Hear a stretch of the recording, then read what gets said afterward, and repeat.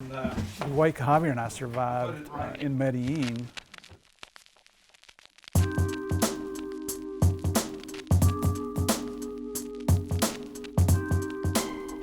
Those are Chivas from, Colombia. They were back then horribly dangerous. When we used to drive around in Medellin with the police, we used to drive around with our guns, by our chests. We actually carried two weapons. My primary weapon was a Smith & Wesson Model 659. The traffickers from Medellin were known to control. They were known for their violence. Javier had the exact same weapon. The reason we liked it is because it is stainless steel. The other thing we liked about this weapon is it doesn't have a hammer, so it wouldn't snag on your shirt when you had to pull your weapon out. As a backup weapon, I carried a Smith & Wesson Model 15. Holds 6 rounds. It's a snub nose, so it's smaller.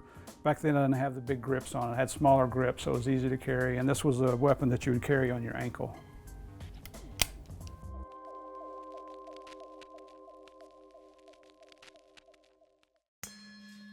La realidad es que yo soy una persona muy respetuosa de las ideas ajenas. O sea, yo respeto las ideas de los demás. Pablo Escobar became the world's most wanted criminal. He was born in the state or the department of Antioquia, which is where Medellin is located. As far as I know, he never graduated high school. He's not very educated. He started out poor, then he created his empire with basically his first cousin, who was Gustavo Gaviria Rivero. They grew up together.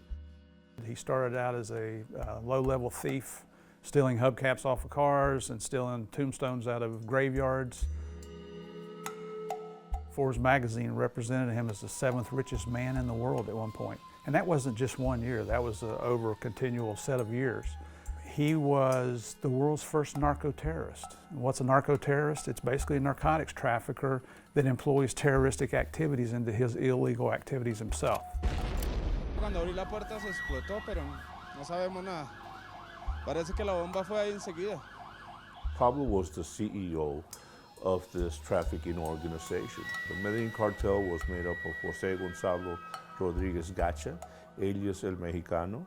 They had the famous Ochoa brothers who were in Medellin, and they were famous on their own. They had a lot of Paso Fino horses, cattle, land. The Medellin Cartel, basically, they borrowed each other's, like somebody had the airplanes. Gacha was known for having the biggest cocaine labs in Colombia.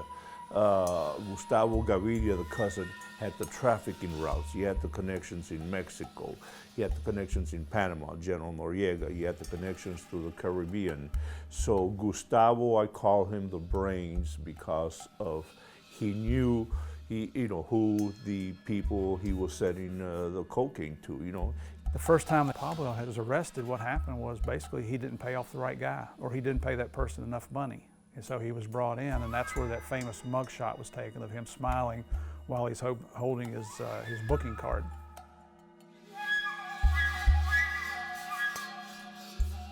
In my opinion, Pablo was smiling in that picture because he knew they weren't going to hold him. I mean, the truth is, he was probably in jail for 3 or 4 minutes. He paid somebody off and walked out the door.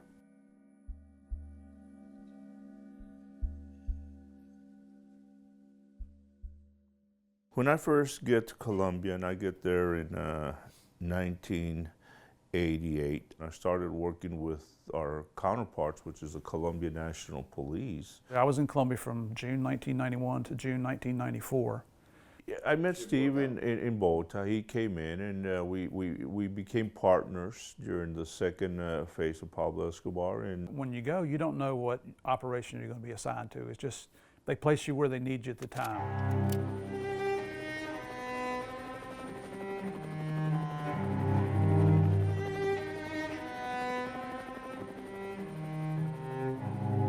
Three days after I was in country is when Pablo surrendered to his custom-built prison.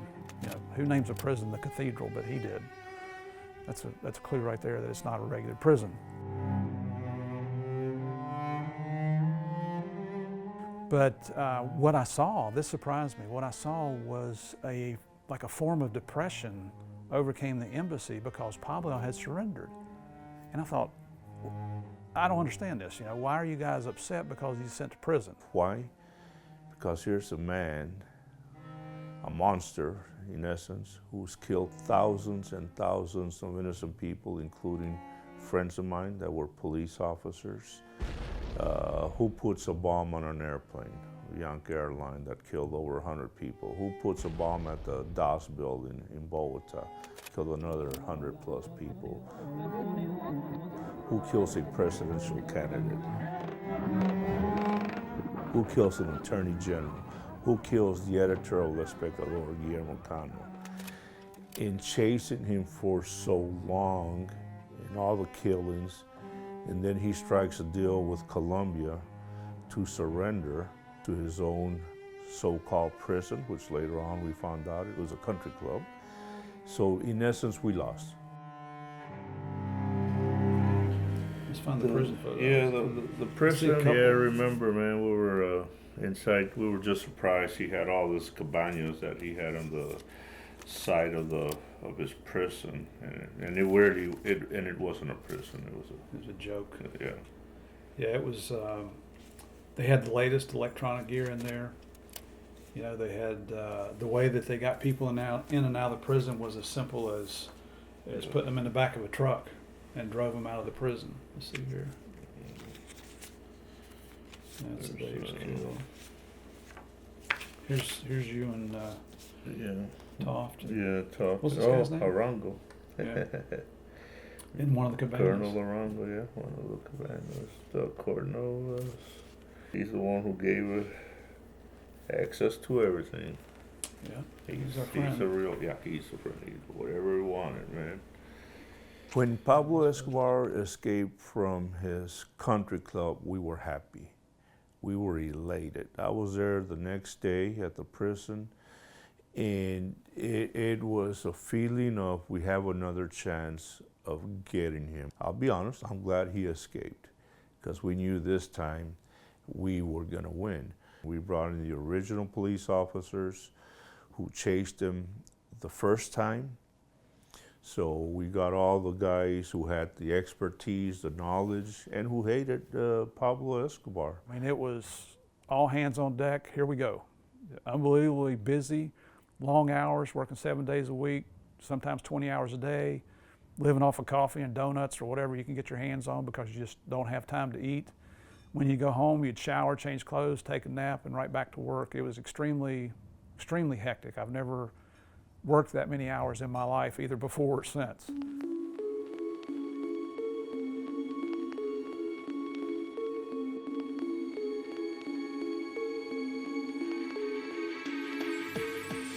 Este bloque de búsqueda especial, el objetivo es buscar a Pablo Escobar Gaviria. Pablo Escobar was trying to regain that terrorist agenda again, that terrorist trademark. He killed a lot of people also during the second search, but he never really strengthened his terrorism like he did during the first time, you know, before he surrendered. He was trying to do that again the second time. However, we were always on him. The pressure was on him. We were arresting sicarios, you know, were getting killed. We were winning the second time. He never established himself to that forte that he had. It was the formation of the vigilante group Los Pepes was formed, which I call it basically a black guy for our police counterparts, because later on one of our police officers was associated with Los Pepes. Pablo Escobar was very afraid of Los Pepes, in that Los Pepes was going after his family. And that's why he was trying to get his family out of Colombia. His whole goal was if he get his wife and 2 children into a place where he didn't have to worry about their safety, man, he was bringing the war back to Colombia. He was going to be more violent than he'd ever been before, and we knew that. We knew about the family trying to go to Frankfurt. In a bizarre effort to find a secure haven, members of Escobar's family have fled Colombia. We actually had an undercover agent and two Colombian undercover Colombian national police officers on the plane with the family flying to Frankfurt.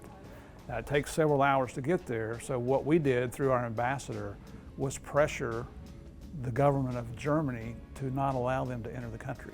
And of course, this took the White House and the Secretary of State, the involvement of the full force of the United States government to make that happen. The next day, they were put on a flight right back to Bogota.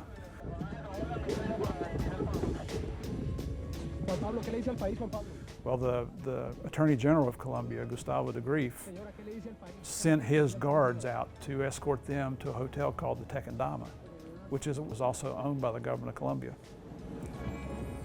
We obtained the frequency of Pablo's cell phone from a Colombian government official, who I won't name, and we started listening to the calls. Which was lawful in Colombia, and we could use that information to do our probable cause affidavits in the United States. Javier and I knew that Pablo knew who we were because there were phone call intercepts when he mentioned us by name. And this was the newspaper that was published, and there's actually a photograph of Javier and I holding this photograph on December 4th, 1993. Yeah.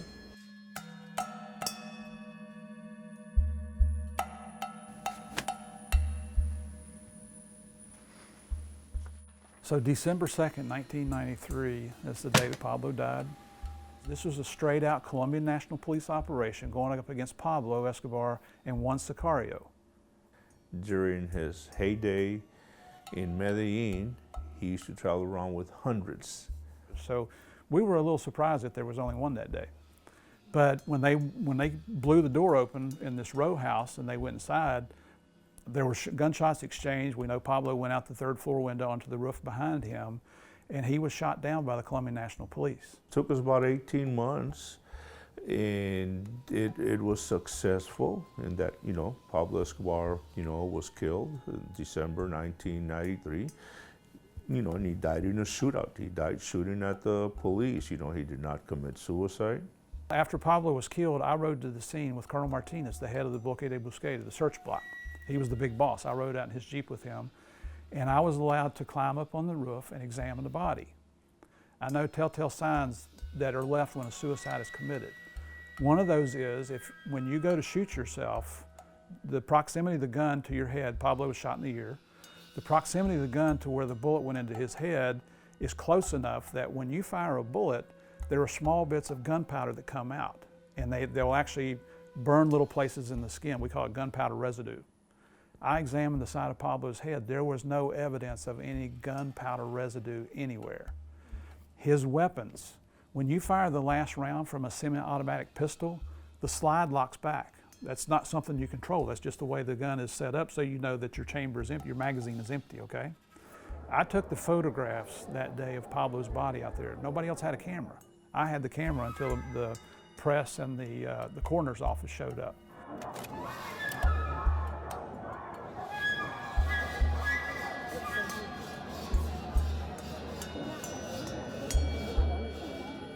Through the years, people have said, hey, you guys need to write a book, you need to make a movie, you need to do this, you need to do that. All I wanted to do was move on to the next case. Right beside where he was killed. Viva Colombia! Viva! This is where it happened. This is the real place. Steps away from where Pablo Escobar was killed. Towards the end of our careers, people were, starting to come back and putting some pressure on us. And a friend of mine here in Washington, D.C. has his own production company, and he introduced me to a couple Hollywood producers. I'm Steve Murphy, drug enforcement agent. In '79, the bad guys I was chasing wore flip-flops. Are you ready, huh?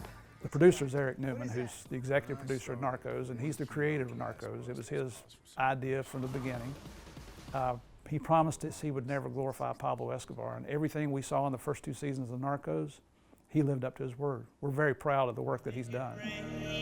Whatever's going on here, I'm in all the way. The Medellin in the mid-'80s, when I first got there, it was just a very violent type era. On a weekend, there'd be about 300 homicides, in all Pablo Escobar related homicides. It's safe now. The police have done a great job in Colombia where they restored the order, they've restored that peace, that restored that safety. This is a retirement job of a lifetime. Traveling around the world speaking. Did you say you became addicted to capturing Pablo? Pretty good question. Yeah. We're going to answer that one.